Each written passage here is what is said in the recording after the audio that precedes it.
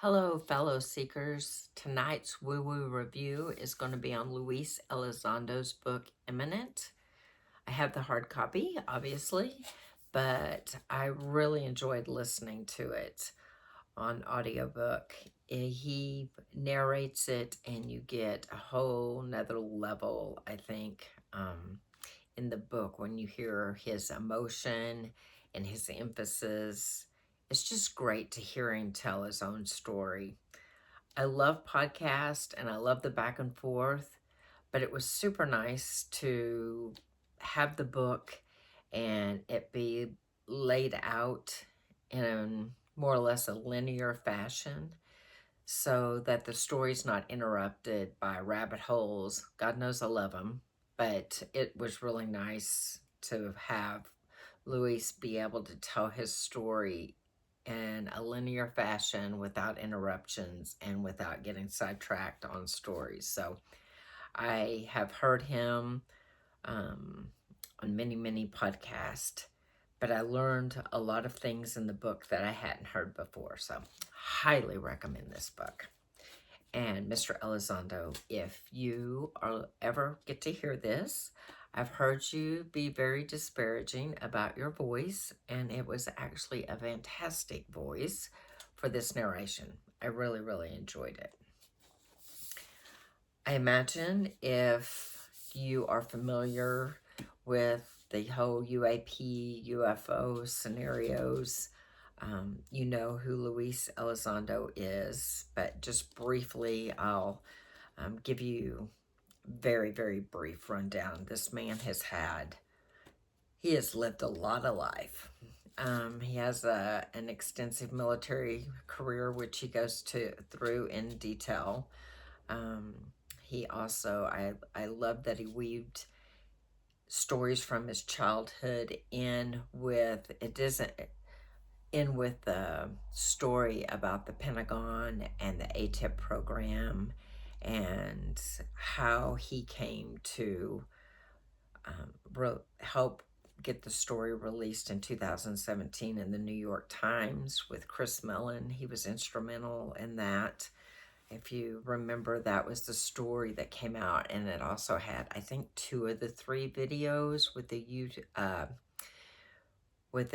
UAPs that the military planes had taken. I think it's called Go Fast, and then there's Gimbal. There's one more, and it's escaping me right now. But he was a senior intelligence officer in some special access programs, SAP. And if you saw the congressional hearings with David Grush, they explain about the special access programs. A lot of these programs have no oversight. They're done with black budget money, and Congress doesn't know about them. The president doesn't know about them. They silo the information away. And the problem with that is it keeps the best minds from being able to collaborate. And I know that national security is very important, and it's a top priority for Mr. Elizondo. He makes that very clear. He does not violate any classified information or obligations in that direction. In fact, that's one of the reasons he wrote the book, was because he wanted to make sure that he knew what he could say and what he couldn't say, because he says he wouldn't look good in an orange jumpsuit. And I don't blame him. He has sacrificed a lot to bring this to the forefront so that the American public knows has an idea that there are things being kept from us and from our representatives and senators and even from the president. So his family went into financial instability. He left a GS-15 job. I don't know much about the military, but evidently that was like the highest he could go with the GS-15. I don't really understand all that. I won't pretend to know what I'm talking about, but he does say that in there. And, they moved from his job where he had nice security, and they've moved, I believe, out to Wyoming at this point. And you learn about his upbringing and how he became the man who could sacrifice so much to bring the information out. And that is when he gave his resignation, it was to bring attention to this because he had been trying to get information that he had discovered in the ATIP program up to the proper, going through the proper channels and get it to some military men and government officials that he felt should know that information, and he just kept getting stonewalled. So his retirement, and resigning from that position, it was effective. We ended up getting the congressional hearings, and the word is getting out, and it has gained a lot of momentum, which is something that we want to keep up. And I've heard him say several times that if you want to do something, then contact your politicians. And now's a good time because they want to get elected. So they're probably pretty responsive right now. So contact them, let them know that you're interested in the subject and that you really don't want your tax dollars being used for secret projects where there's no oversight. I mean, we all know that our government, for the most part, right now, well, not just right now, that the government in general looks like a show. And you just hope deep down that they have their together. And this book is a little terrifying because you know that they really don't. That the information is so piecemealed out that nobody knows what anybody else is doing. So it's hard to get anything accomplished. And you can't go in and harvest the best students when you can't even tell them what they're going to be working on. And that's another thing, the secrecy. That has got to be so hard on people who have jobs with top secret clearance and they can't go home and tell their family or friends or unload. You're having a bad day, it's stressful, something's going on, and you have nobody to talk to. That is a hell of a sacrifice. That would be horrible. Lord knows when I saw UFOs, saw several of them in Pensacola Beach when I lived there, and I couldn't stop talking about them. So I'm definitely not top secret material because I want to talk about things that interest me, hence this channel. And by the way, since we're talking about that, under the Spiritual Librarian 153, there's also some short reels on Instagram and on Facebook under that that I'm doing for podcasts that I've watched that I like. They're just really short blips, not anything like this, just 90-second short blips about what I've learned for the day or a podcast I recommend, words of wisdom, that type of thing. Anyway, back to Luis Elizondo. Some of the things that I learned that I hadn't heard previously was about the Cooper elite group. Evidently, there is a very secretive group of people in the DOD, the Pentagon, and they influence policy and the direction and the projects that we have going, and they make their decisions according to their religious beliefs. And like Luis Elizondo makes it clear that there's two types of truth. There's a universal truth and there's personal truth. Universal truth is like gravity. And personal truth, that's your belief system. And he does not, and I agree 100%, he thinks that, personal truths should not be used to make decisions that affect more than just you. And so this Cooper elite as a secret group, and he found out that he actually worked with some of them and had some of them as supervisors. And their religious beliefs, they squashed Stargate, if I understand correctly, and that is a declassified program the CIA had, where they studied remote viewing and being able to use it as a tool for spying. I won't try to explain remote viewing. That's a whole nother topic. Whole nother one of those rabbit holes. Maybe we'll cover sometime. But so Luis Elizondo was also affiliated with Stargate. And then ATIP, he had some of the members in this Cooper elite tell him that, they already know what those beings are and that they're demons, and that like Stargate, is like working in league with the devil.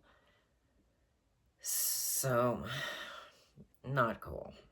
And I appreciate Lou bringing that out. That was one of the things that I learned. He also talks some about legacy programs, and those are programs, the special access programs that use black budget money. So the taxpayers are funding these programs that are kept secret. That's, you'd recognize names like Lockheed Martin, and they use our money to back engineer alien technology that they've got a hold of and create products and that we buy. So he also goes into great detail about legacy programs. I'd kind of known a little about those, but he really clarified that for me in the book. And one of the things that he quoted, hang on, I want to get this right. So he's talking about the military-industrial complex, and Dwight Eisenhower, in his very last speech from the Oval Office, also addressed this. I'm going to read this because I don't want to mess it up. Dwight Eisenhower said, "In the councils of government, we must guard against the acquisition of unwarranted influence, whether sought or unsought, by the military-industrial complex. The potential for disastrous rise of misplaced power exist and persist." So we are definitely in the middle of all of that right now. And Luis, his whole career has been a national security. So certainly he sees UAP events and these non-human biologics from the viewpoint of national security. And he makes a good point. I mean, if people are being abducted, and I've known people who are abducted, I have 24 hours of missing time myself. And with my husband, it was the two of us. So that's kidnapping. It's assault, if they're doing things to you that you did not give permission to. So I certainly see his viewpoint. But he says, humanity is in fact not the only intelligent life in the universe and not the alpha species. And so it's, he agrees that this is not something that should be secreted away. Humanity deserves to know that we have neighbors and they're visiting and they've been here for a while. So and he also talks about the biologic entities that they recovered at Roswell. So that is, in fact, that's true. I think he said there were 4 biologics that were recovered in that. And, he feels that the military and government and politicians, they are supposed to act in the best interest of the American people. And keeping something like this, it shouldn't be kept a secret. It's science. It's exciting. It's, it changes a worldview. And you know, yeah, it's probably going to upset the apple cart, but hopefully the toothpaste is too far out to put it back in, and we just need to keep this momentum of disclosure going. I think that they've been prepping us for, you know, at least 30 years, because I really got interested in this again in 1990 as an adult. I had an interest as a child, but there's a period I didn't pursue it. So in 1990, I started looking into it again, and it was really hard to find books, or if there's a TV show on about aliens and this, you know, ancient civilizations. It was like, wow. And then Ancient Aliens started, and now this topic is everywhere. Discovery Channel, History Channel, Travel Channel, podcast. I mean, so it's definitely come to the forefront. So I think that that's part of this soft disclosure, where they are just kind of acclimating us to it and seeing what our response is going to be. But they have flat out told us that this is real. I mean, we have military officials that are saying, yes, this is the real deal. I don't remember the names, but there was a Canadian Minister of Defense that came out and said, yes, I mean, and they affect our world politics. And there was military guy out of Israel that basically said the same thing. And now we've got our military and government officials, some of them coming forward. So let's keep the momentum going. I would like to know before I die. I've been interested in this for a long time. And I'm finally getting some validation, because I know my family and friends are like, oh my God, that girl and her UFOs, and all kinds of other interesting topics. Hang on, I'm going to take a look real quick, make sure I've remembered everything. So Luis said, I do not think humanity should be kept in the dark about the fundamental fact that we are not the only intelligent life in the universe. So, I mean, he knows, and he's telling you. This isn't a secret anymore, right? He says in there, I love this, you might be thinking this all sounds crazy.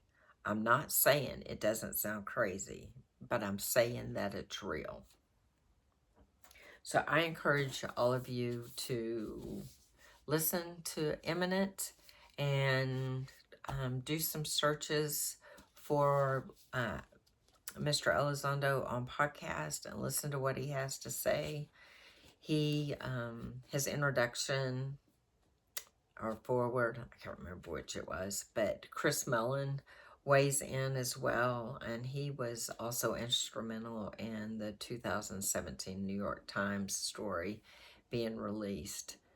So I hope you enjoyed this woo-woo review. That is a lot harder to say than I thought it was going to be. Anyway, good night, find the magic, and I'll see you next time, Seekers.